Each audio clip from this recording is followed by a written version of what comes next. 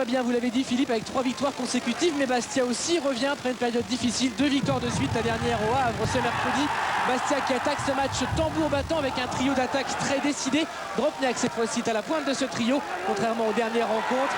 Mais c'est Sébastien Pérez qui avait marqué au Havre qui se montre le premier dangereux. Bref, Bastia pousse d'entrée à Furiani. Mais attention à l'organisation Messine. Si les Bastiais sont intraitables à domicile avec 5 victoires, Metz n'a perdu qu'une fois cette saison à l'extérieur. Et encore, c'était lors de la première journée face à Lille. Action ici pour Blanchard. Metz a gagné 4 fois hors de ses bases. Une performance. Frédéric Antonetti est inquiet et même en colère. Son équipe tombe dans le piège messin. Une toile d'araignée magnifiquement tissée par les Lorrains comme d'habitude. Et Bastia a du mal à se créer des occasions malgré une domination tous les instants.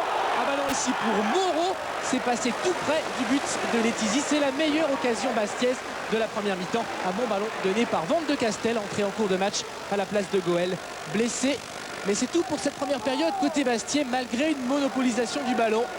Metz se montre malin comme d'habitude, intelligent, toujours bien en place. Un bloc très difficile à bouger et qui procède par contre.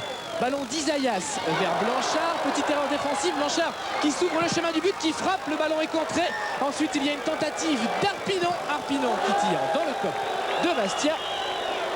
Mais le public est inquiet. Les Messins font bonne impression dans cette première mi-temps. Première mi-temps durant laquelle les Corses se sont cassés les dents sur la défense messine.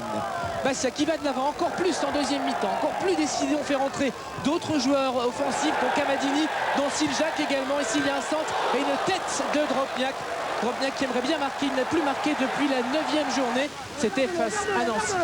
Joël Muller, lui, demande à son équipe de rester en place. Les Messins toujours aussi organisés. Et Bastia qui continue de dominer. Nouvelle tête de Dropniak, c'est sans problème pour Letizy. On le voit, les occasions ne sont pas nombreuses.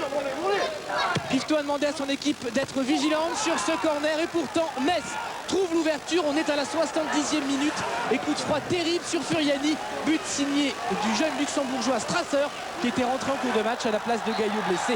1-0 pour Metz. Bastia se décourage pas vraiment.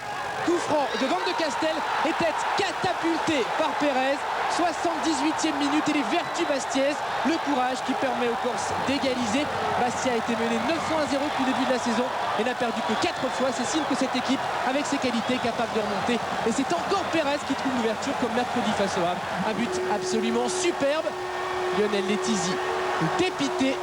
Bastia toujours aussi difficile à jouer à domicile. Et ce n'est pas fini parce que les Bastiais essayent de faire mieux, essaient de prendre les 3 points. Ils ne veulent pas se contenter de ce match nul. Ballon de Pérez vers Laurent, la frappe de Laurent et le but. Alors qu'on jouait les arrêts de jeu, Bastia prend l'avantage et va prendre les 3 points dans ce match à la grande joie évidemment du public de Furiani.